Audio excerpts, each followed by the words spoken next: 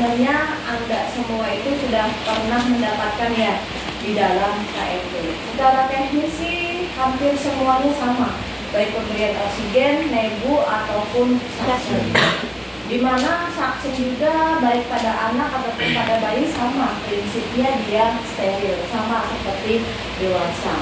Dari A sampai Z sama aja, cuman yang membedakan nanti di suction itu durasi waktu yang dibutuhkan sama kekuatan pressure di dalam selang suctionnya, itu yang membedakan gitu ya. Untuk pemberian oksigen sendiri sama, baik dia nasal kanul ataupun masker sama tekniknya seperti itu. Cuman bedanya ya kita size di dalam penggunaan alatnya itu yang berbeda kayak gitu ya. Nah, untuk kaitan pemberian oksigen di sini ada yang membedakannya itu mungkin dari alatnya ya.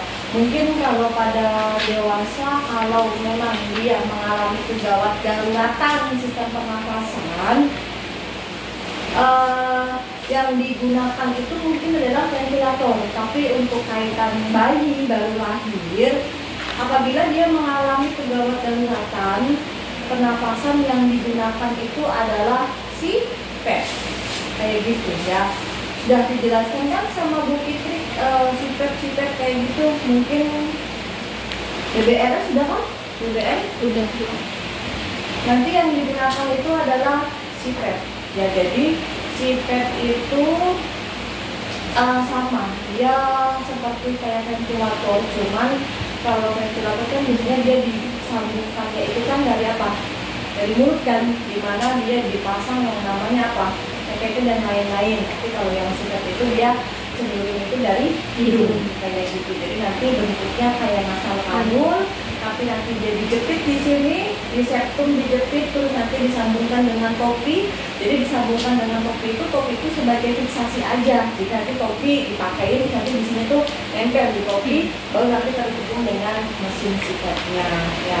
Dimana sipep ini penggunaan dari topinya itu dia ada size-nya, tergantung dari lingkar kepala si bayi. Karena kan dia ada size S, M, L dan seterusnya kayak gitu ya. Nah, biasanya anak-anak ataupun bayi BBL yang dia penggunaan sipep itu kan dia jangka waktunya lumayan lama, nggak sehari 2 hari. Biasanya dia bisa seminggu, 2 minggu dan seterusnya. Nah, seperti yang Anda ketahui bahwa yang namanya struktur bayi itu dia kan belum seperti orang dewasa ataupun pada anak-anak ya. Apabila dia penggunaan sipep terlalu lama, kadang-kadang dia menimbulkan trauma baru di septumnya di sini. Banyak kasus yang dia penggunaan sipep di sini sampai dia di bagian septumnya itu dia terbelah kayak gitu. Jadi bukan terbelahnya, akhirnya tuh robek kayak gitu. Nah, biasanya kalau robek seperti itu nanti next pada saat anak usia toddler dia akan dilakukan pembedahan plastik ya, untuk membetulkan kembali seluruh septum yang rusak tadi ya. Biasanya itu menggunakan sipep ya. Terus selain dari sipep juga pada bayi ataupun anak itu dia bisa menggunakan headbox. Headboxnya itu nanti dia bentuknya kotak gitu ya. Nanti kotak nanti di bagian kepalanya aja yang dia nanti berlubang, nanti kepala dari leher sampai dengan kepala itu dia masuk ke dalam box tersebut. Nanti bagian badannya yang berada di luar. Ya itu menggunakan dia headbox. Headboxnya itu biasanya dia boxnya itu dia transparan, nggak mungkin dia berwarna. Karena kan kita untuk mengobservasi bagaimana kondisi si bayinya. Dia menggunakan nasal atau nasal kanul ataupun nasal prong itu dia semacam kayak kateter nasal, jadi nanti dia dimasukkan ke dalam sini. Kalau nasal kanul kan hanya di sini aja udah. Nah kalau nasal prong itu dia masuk ke dalam, jadi nanti dia selangnya itu dia bentuknya begini, dia agak panjang, nanti yang ini nanti disambungkan, ini masuk ke dalam. Biasanya untuk bayi-bayi yang mengalami kegawat daruratan nafas tadi ya, masker dan lain-lain sama seperti itu ya. Itu kaitan tentang pemberian oksigen. Nah di sini kamu mau izin sakit. Kalau mau izin nggak apa-apa. So kamu absen dulu daripada kamu sakit, nahan-nahan enggak. Bisa, oke kalau bisa. Ya. Nah, di sini pada saat Anda mau melakukan pemberian oksigen, di sini ada tahap kerja, di mana tahap kerjanya itu ada yang secara umum dan ada yang secara khusus ya. Nah, di sini secara umum ini yang wajib Anda lakukan kayak gitu ya.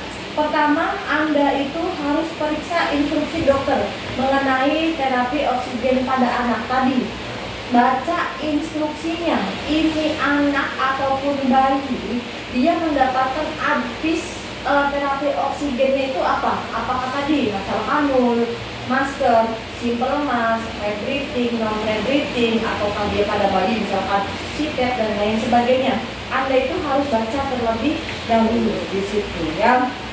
Jangan sampai nanti Anda dalam memberikan terapi oksigennya itu tidak sesuai dengan kebutuhan si bayi ataupun si anak tersebut ya. Terus di sini lagi Anda itu harus melakukan tanda atau mengkaji tanda terjadinya hipoksia. Apa itu hipoksia? Kekurangan oksigen. Di mana tanda hipoksia itu? Yang pertama, Anda harus melakukan pemeriksaan status respirasi. Status respirasinya ini Anda perlu kaji terlebih dahulu. Berapa sih respirasi rate-nya? Anda sudah tahu respirasi rate BBL dan seterusnya Anda sudah tahu. Jadi itu yang menjadi patokan Anda ya. Selain dari respirasi rate, Anda juga harus melakukan pengkajian dari suara nafas. Apakah ini pasien suara nafasnya dia tidak ada tambahan ataukah dia ada tambahan? Misalnya suara granting, Anda kan sudah pernah mendengarkan suara granting yang suara merintih itu kayak orang nangis, kayak bayi nangis tapi dia merintih, itu yang dinamakan dengan suara granting. Ingat kan di Tempus BBL? Lupa. Nanti Anda bisa searching di YouTube suara granting seperti apa ya. Terus selanjutnya suara nafas apalagi nih yang tambahan? Misalnya rohi, iya kan? Misalnya lagi stridor, misalnya lagi wheezing, gargling dan seterusnya ya. Nah, itu menjadi tanda terjadinya hipoksia. Kalau terdengar suara stridor berarti kan ada penyumbatan di dalam jalan nafas kayak gitu. Kalau terdengar suara gargling misalnya, gargling itu kan kayak orang berkumur ya, berarti kan kemungkinannya ada cairan atau ada sekret. Kalau suara ronki ada seperti apa, kita sudah sama paham kayak gitu ya. Nah, di status respiratori Anda boleh tambahkan yaitu apa? Saturasi oksigen. Saturasi oksigen Anda perlu tambahkan di situ karena kan kita bisa menentukan, oh iya ini pemberiannya masalah kanul, oh iya ini pemberiannya dan lain-lain seperti itu ya. Jadi di sini saturasi oksigen pun Anda wajib ketahui ya. Nah, selain dari status respiratori, status neurologi pun Anda perlu lakukan pengkajian tingkat kesadaran. Apakah si anak ataupun bayi itu dia apatis, ataukah dia letargi kayak gitu, ataukah dia koma, ataukah dia somnolen dan lain sebagainya ya. Biasanya sih gitu ya, kalau anaknya ini sudah dikasih rangsangan diri tapi dia diam aja, udah itu mah anak harus curiga segera bawa ke rumah sakit.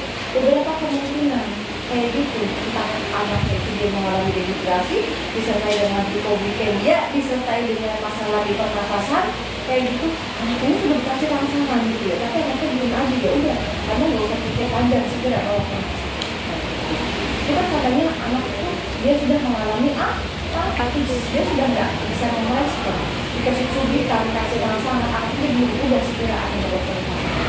Ataukah dia letargi itu lemes banget, dia berespon atau tidak dikasih rangsangan, tapi dia begitu lagi, ya udah Anda nggak usah pikir panjang, segera bawa ke rumah sakit ya. Terus berikutnya, selain dari tingkat kesadaran, ada juga dia refleks, ya. Kan seperti Anda yang ketahui, refleks bayi itu yang bagus itu kan begini, pada saat nangis dia enggak.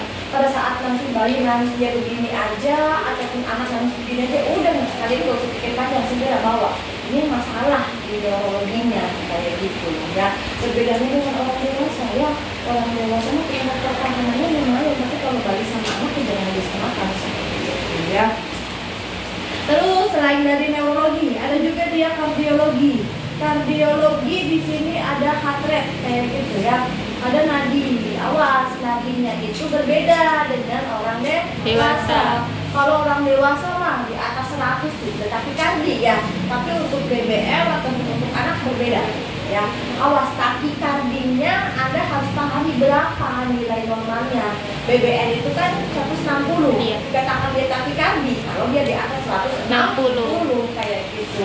Begitupun nanti dengan usia selanjutnya, usia 1 sampai dengan 5 tahun dan seterusnya, ya. Jadi konteks takikardi sama bradikardinya berbeda dengan orang dewasa, ya. Seperti Anda yang ketahui pada saat hipertensi BBL, ya. Untuk tekanan darah untuk bayi, saya rasa nggak usah kalian lakukan pemeriksaan tekanan darah. Tekanan darah itu mungkin untuk anak usia di atas balita deh, usia preschool, usia anak sekolah, itu baru Anda bisa lakukan pengukuran tekanan darah, ya. Terus berikutnya, kaji riwayat kesehatan. Ini terkait gangguan pernafasan. Misalnya, apakah si anak itu dia ada masalah di pernafasannya, entah dia riwayat dengan asma bronkial, entah riwayat dengan pneumonia, entah TB dan lain sebagainya, ya. Kalau di bayi, misalkan masalahnya apa? Dia asfiksia. Selain dari asfiksia, apalagi yang bermasalah di pernafasan, misalkan MAS, meconium aspirasi sindrom. Terus berikutnya apalagi RDS, respiratory distress syndrome. MAS ataupun RDS itu sudah masuk ke dalam kegawat daruratan BBL. Jadi itu sudah bukan lagi hal yang biasa, itu sudah masuk ke dalam kegawat daruratan. Makanya segera kirim ke ruangan NICU, neonatus intensive care unit, ya. Terus berikutnya, kaji usia anak. Kenapa usia anak perlu dikaji? Sekalian Anda melakukan tingkat perkembangan anak. Kemarin pada saat di kelas sudah diajarkan kan deteksi dini tumbuh kembang. Ada yang menggunakan HPSP, benar nggak? Ada yang menggunakan tes daya lihat, tes daya dengar. Mudah-mudahan Anda nggak lupa kayak gitu, ya. Dan di sini beserta dengan kemampuannya, apakah ini anak sudah sesuai dengan tingkat usia perkembangannya, ataukah dia mengalami masalah, ya. Oke, seperti itu. Ada yang mau ditanyakan? Seperti mana aja? Kalau anak usia 1 tahun ya, itu nilainya sama guru itu kayak gimana gitu, Bu? Apa ya, masih itu, Bu? Letoy. Tur tuh. Jadi dari dulu suka jatuh. Ya. Anaknya sudah bisa didudukkan? Enggak, Bu, jadi kayak minta ngemban juga. Takut tuh kayak masih berapa bulan gitu. Kayaknya udah setahun. Saya pernah berbicara nggak kaitan tentang cerebral palsy? Iya, Pernah, ya. Coba kamu lakukan pemeriksaan fisik tentang cerebral palsy. Anak ibu begini, ya kan? Coba kamu angkat begini, begitu. Kalau pada saat diangkat begini, kepala jatuh ke belakang, dia nggak mampu menahan, curigai dia cerebral palsy. Mohon maaf, siapa tuh kasusnya, ya. Kalau pada saat diangkat begini, kadang-kadang kan ada tangan tuh ngikutin, udah gitu ngomongnya. Saya sih nggak tahu, ya. Saya sih belum tahu secara fisik kayak gimana. Cuman kadang-kadang di rumah sakit itu untuk deteksi dini dia cerebral palsy itu seperti itu. Angkat begini, kalau dia kepalanya tetap ke belakang ke sini, curigai ke arah sana. Ataukah dia nanti ada masalah di dalam vertebranya kayak gitu. Itu kan keadaannya kejumbaan ya, terus minta emban balik kan. ini tuh kayak jatuh gitu Bu. Ya makanya coba kita lakukan pemeriksaan itu. Ya. Terus kita tanyakan juga kepada keluarganya, ada dia riwayat demam atau riwayat kejang. Biasanya kan kalau kejang itu kan ditimbulkan dari demam yang terlalu tinggi, ya kan. Biasanya di atas 39 kadang-kadang si anak itu sebagai itu dia tidak mampu menahan timbullah yang namanya kejang. Coba tanyakan dulu ya seperti itu. Pernahkah dia mengalami kejang? Atau juga anak ini pernah mengalami kejang tapi sama orang tuanya dia tidak paham. Pernah lihat nggak anak dia diam aja tapi matanya itu dia ke atas gitu? Itu sebenarnya yang dinamakan dengan proses kejang. Tapi kadang-kadang orang tua mama apabila orang tuanya awam dia nggak paham kalau sedang pada fase dia kejang. Kan kejang itu kan bermacam-macam ya. Ada kronik, ada kronik, kolonik, biotonik kayak gitu. Hah? Kok silahkan. Jadi tidak kamu gak nyaman, kayaknya bingung. Ya, jadi yang namanya klasifikasi kejang itu berbagai macam kayak gitu. Nanti akan diajarkan pada saat kejang demam. Ya, ada kejang tonik-tonik, ada kejang tonik, ada kejang klonik, ada mioklonik dan seterusnya. Ya, mungkin saja dia sedang mengalami fase kejang, tapi orang tuanya kurang mampu. Ya, tetangga. Bukan Bu, jadi itu temannya Mita. Kan itu main itu ponakannya tuh Bu. Jadi kalau misalkan mau ngomong juga takut salah. Ya itu ya lebih baik kamu sebagai ininya asal aja. Coba deh kamu tuh periksain deh ke dokter anak. Atau kamu pernah nanya ini anakku pernah kejang nggak? Itu ibu kayak anak usia baru 3 bulan 5 bulan tuh Bu. Yang saya tahu cerebral palsy itu di awalnya begitu. Juga diem aja Bu, kayak nggak ngomong nggak apa tuh. Cerebral palsy begitu. Dia kan mengalami keterlambatan perkembangan. Karena kan neurologinya yang biasa. Neurologinya yang biasa. Kan cerebral palsy kan salah satu masalah di neurologi. Ya banyak tuh kasus neurologi pada anak itu banyak. Berawal dari kejang, berawal dari demam. Orang tuanya menganggap hal yang biasa kayak gitu. Kejang berulang, kan kejang itu kan ada dua, ada kejang demam sederhana, ada kejang demam kompleks. Kalau yang kejang demam sederhana itu durasi kejangnya itu dia kurang dari 15 menit dan biasanya dia tidak berulang.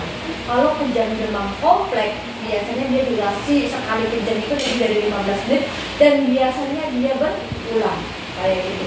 Banyak kasus yang terjadi itu dari usia tahun berapa? Tahun kan? Nah itu banyak terjadi kasus itu seperti itu. Atau juga epilepsi, tapi kalau epilepsi mah dia sepertinya itu biasa pada umumnya normal, seperti dia ada keadaan bawaan. Kalau epilepsi mah pada umumnya normal, kayak ada itu, cuman kan ada fase-fase tertentu yang menyebabkan dia kejang. Karena kan dia aliran listrik yang di otaknya yang nggak benar. Pada saat aliran listrik di otaknya nggak berbeda, yang dia mengalami fase kejang. Tapi berbeda halnya dengan cerebral palsy, dia yang disebabkan dari demam. Ya kalau kamu yang mau nekat itu coba aja bilang. Coba deh yang kamu percaya gitu ke dokter. Nah, jadi kayak temennya tuh nggak yang begitu dekat banget tuh Bu, takut dibilang sekal. ya susah sih ya. Ya emang saya juga biasanya mengucapkan tapi giliran terjadi bingung juga mau ngasih taunya karena biar kayak apapun anak gitu ya susah juga tapi kan kadang-kadang kasihan juga. Oke, itu yang Mita kamu ya. Ada lagi? Nanti untuk masalah kamu secara khusus Anda bisa baca karena ini sebetulnya konsepnya itu sudah kayak gitu ya. Ada hal tambahan yang harus saya sampaikan kepada Anda di dalam set oksigen dia kan ada tabung oksigen, dia kan ada flow meter, ada humidifier. Bener nggak? Kalau flow meter itu kan yang dia menunjukkan angka 1 sampai dengan 12 kayak gitu, itu yang dinamakan dengan flow meter. Kalau humidifier itu kan tabung yang warnanya biru atau warna apapun itu nanti di dalamnya itu ada air kayak gitu. Nah, saya kemarin ikut pelatihan di mana pelatihannya itu dari instrukturnya itu dari RSAB Harapan Kita, Anak Muda Harapan Kita Jakarta Pusat,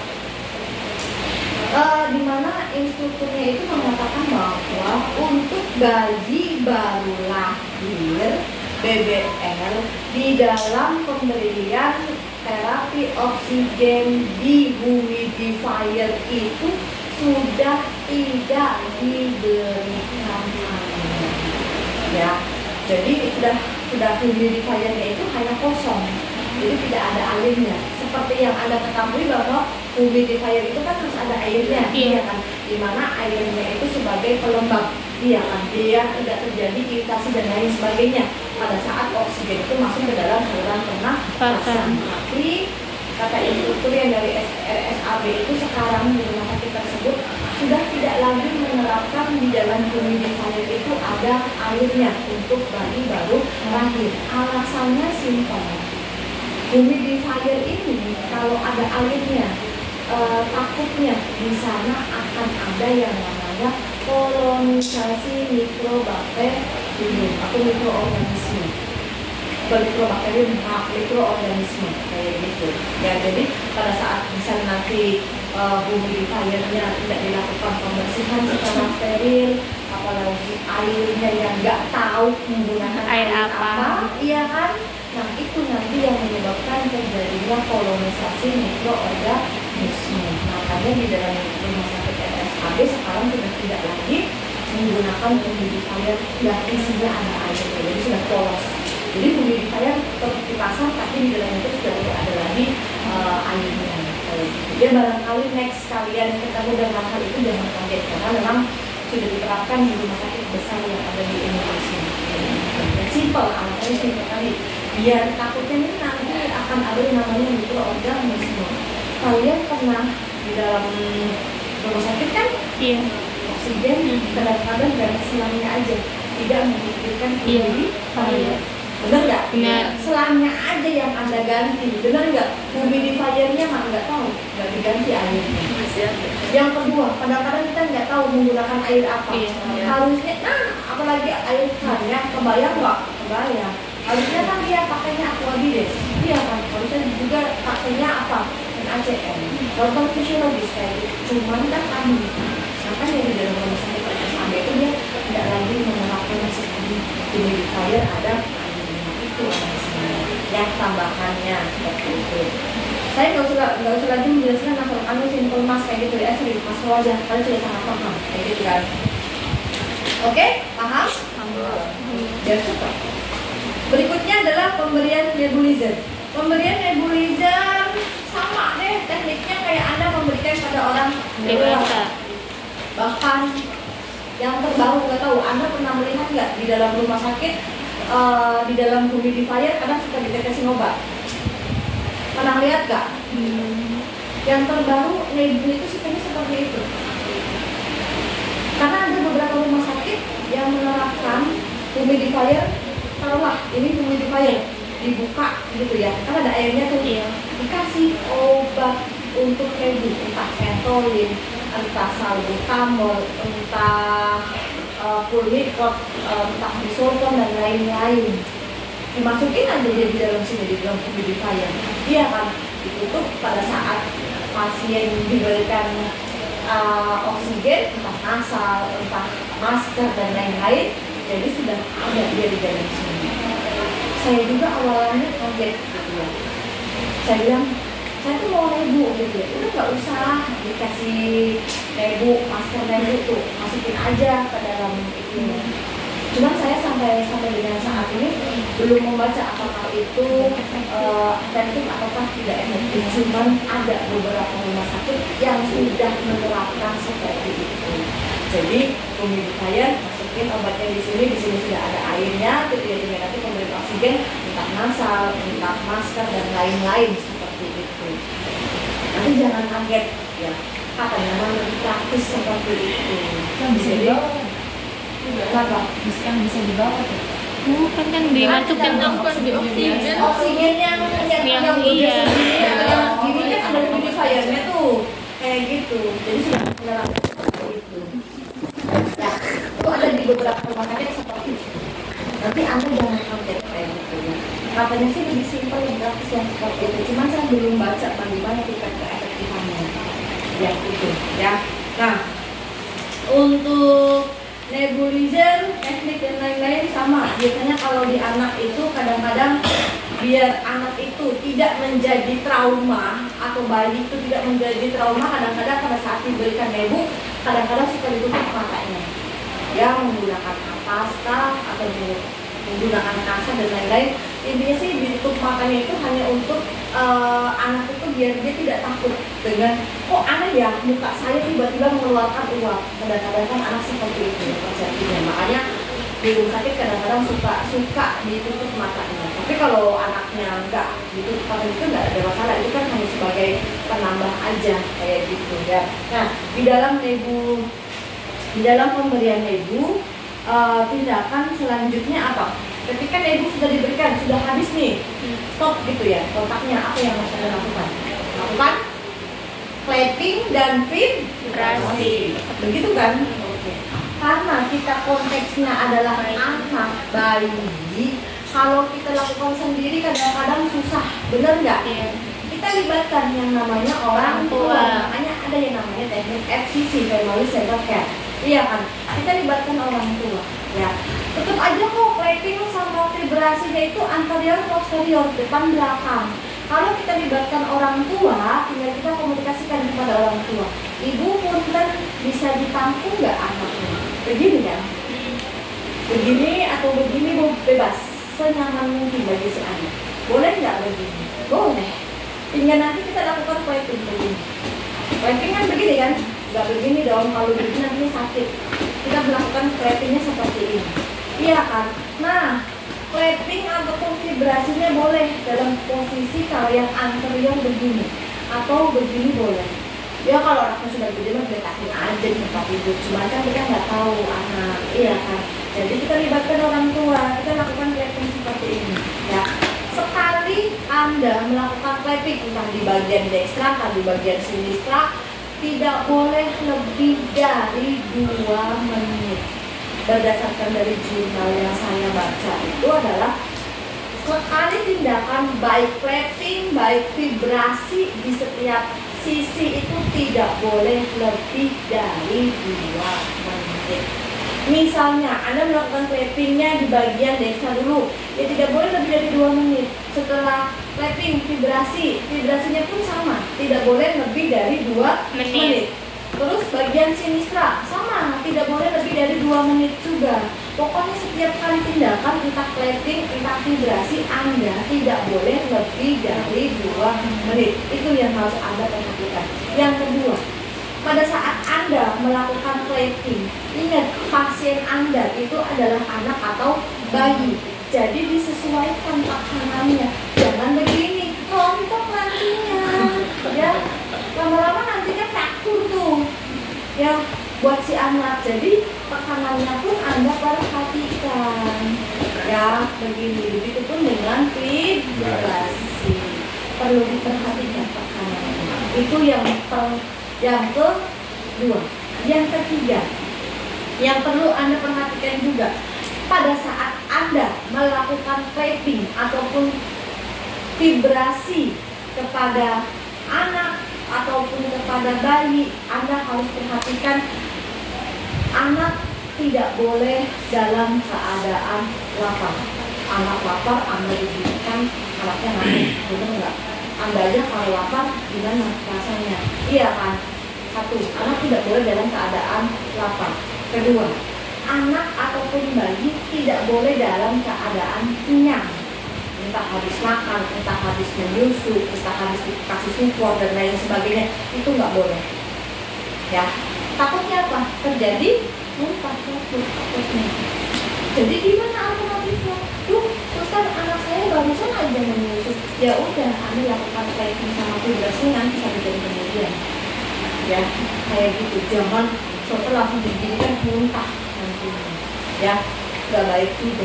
Mending kalau muntahnya dia keluar semua. Kalau muntahnya tertahan, masuk lagi ke dalam saluran pernafasan, masalah baru lah. Kayak gitu. Paham? Ya, gitu. Nah, itu yang harus Anda perhatikan. Berikutnya, kalau di bagian posterior, boleh nggak bayinya dibunyikan? Oh enggak ya? Senyaman mungkin. Boleh nggak begini? Ada di depannya begini kan lebih enak. Sembari kita tuh mengajarkan kepada orang tua. Ya nanti dari caranya gimana, pakanannya kita ajarkan kepada orang tua. Atau kalau susah begini, anaknya terlalu gede, ya beginilah. Nah, itu lebih enak. Jadi kita melibatkan yang namanya orang tua. Kan ingat, Anda pernah belajar yang namanya hospitalisasi? Iya. Kan mengurangi trauma. Iya kan, traumatiknya juga. Jangan dia akan terlibat di dalam sana. Kayak gitu. Ya.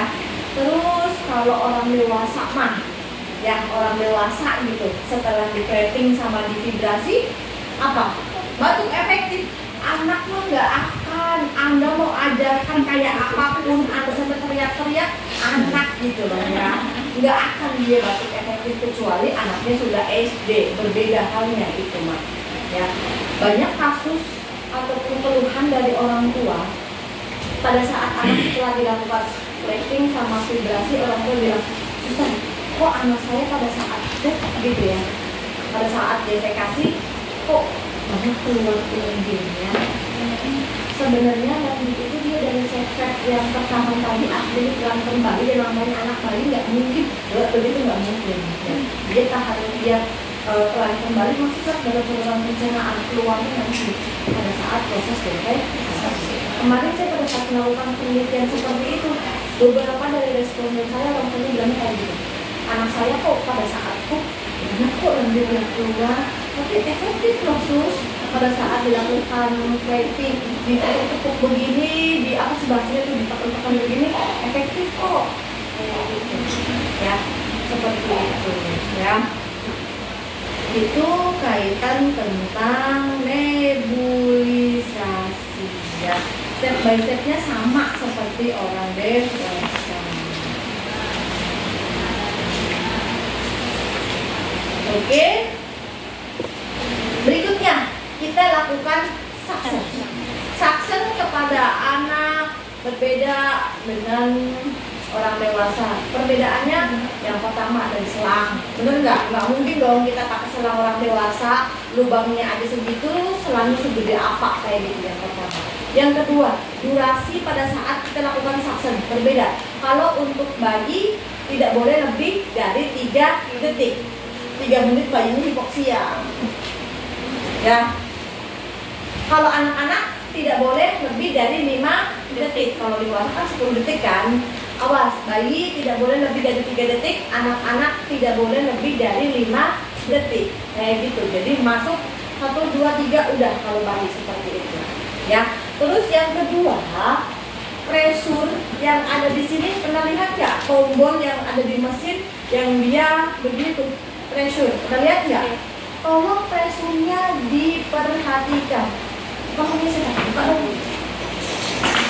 Tolong nanti pressure-nya diperhatikan, ya. Jangan sampai nanti kekuatannya sama kayak orang dewasa. Aduh, bayinya anaknya nanti terjadi hipoksia. Anda nanti yang salah, ya. Nah, ini kan yang dinamakan dengan pressure regulator, benar nggak? Ketika Anda melakukan suction kepada bayi, cukup deh 1/4-nya. Kalau anak maksimal adalah 1/2. Ini mah buat dewasa. Kayak gitu. Ini pun nanti mempengaruhi. Nanti kita akan coba kayak gitu ya. Maksimal itu 1/4 untuk bayi. Anak itu maksimal 1/2-nya kayak gitu. Ya.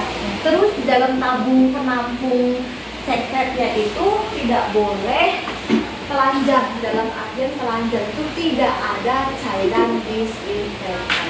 Jadi di dalam CD itu setidaknya itu adalah ada cairan disinfektan. Setidaknya sampai dengan ini deh ada cairan disinfektannya. Ya. Kenapa? Takutnya sekret yang dari pasien ketika jatuh di sini kalau ada disinfektan mikroorganisme mati nggak? Mati. Jangan telanjang begini, ya. Apalagi pada saat dibuka gitu ya. Nanti mikroorganismenya keluar melalui udara, terhirup, aduh kayak gitu. Nah, itu. Jadi kekuatannya diperhatikan, terus durasi suctionnya juga diperhatikan, kayak gitu. Ya. Terus apalagi selangnya. Selangnya itu kan di sini kan bervariasi nih. Untuk yang ini kan nomor selangnya nih ada 8, bener nggak? Iya. Ada ukuran bervariasi kan, ada 8F, ada 5 sampai dengan 6,5 dan seterusnya. Anda harus tahu berapa ini umur bayi atau umur anak, iya kan? Ketika BBL neonatus, ya kita ambil dong selang yang dari ukuran 5 sampai dengan 6,5. Bayinya kecil banget Bu, ya ambil dong yang ukuran 5 kayak gitu ya. Kalau bayinya umurnya berbedanya lebih dari 3 kilo ya mungkin 6,5. Kita lihat struktur dari lubang hidungnya. Ya biasanya kalau bayi itu kan hanya di sini sama di sini saksinya kayak gitu ya, bergantian dari hidung baru ke mulut gitu. Ya itu yang pertama. Dan yang berikutnya gitu ya, teknik yang lain-lainnya sama, tekniknya steril. Setidaknya Anda siapkan 2 sarung tangan, 1 bersih 1 steril. Nah, di sini kan di bayi juga kan ada yang namanya preoksigenasi. Preoksigenasi ya. Anda mau pakai ambu bagnya, bag valve masknya, tolong dilihat ya. Kalau bayi mungkin bisa pakai suntuk, kalau anak mungkin bisa pakai suntuk yang itu. Tapi kalau bayi harus pakainya yang ini dong. Iya kan. Nanti kan di situ kan ada tuh preoksigenasi, enggak? Jadi awas. Samsung itu prepos Anda harus melakukan apa dulu? Auskultasi untuk mengetahui sekretnya kayak itu ya. Nah, lebih enak sih pada saat melakukan preoksigenasi seperti ini teman-teman, dibandingkan Anda harus begini. Tapi sih begini pun bisa, begini pun bisa. Nih, begini, tangan kita begini, pegang. Ini tuh untuk menaikkan si dagu biar dia posisinya ekstensi. Seperti ini. Iya kan?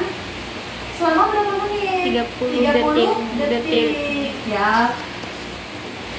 Jangan sampai begini. Salah nggak? Salah. Cukup kan? Lebih enak begini. Pakai timernya deh. Ya kurang lebihnya kalau 30 detik itu 30 kali deh. 30 kali maksimalnya. Mau dihitung boleh. 1, 2, 3, 4, 5, 6, 7, 8, 9, 1. 1, 2, 3, 4, 5, 6, 7, 8, 9, 2. 1, 2, 3, 4, 5, 6, 7, 8, 9, 3. Ya kurang lebihnya 30 detik. Itu preoksigenasinya ya. Kalau begini bisa nggak? Bisa, cuman agak susah. Kalau nggak ekstensi nanti dia nggak akan mengembang. Tuh. Jelek kan? Iya. Terus ininya juga dia keluar anginnya.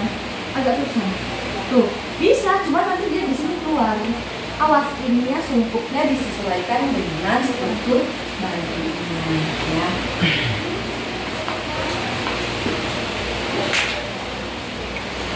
Tuh, ya begini. Ini kurang besar. Tuh. Nggak boleh ada suara. Tuh, nggak boleh. Ya, harus nggak ada suaranya. Dan ngitungnya pun jangan kayak orang benci. Ya, teknik yang lain-lainnya sama seperti orang deh. Nggak perlu dicontohkan kan? Anda sudah paham? Ya. Anda langsung praktek aja. Ya, langsung praktek aja. Silakan.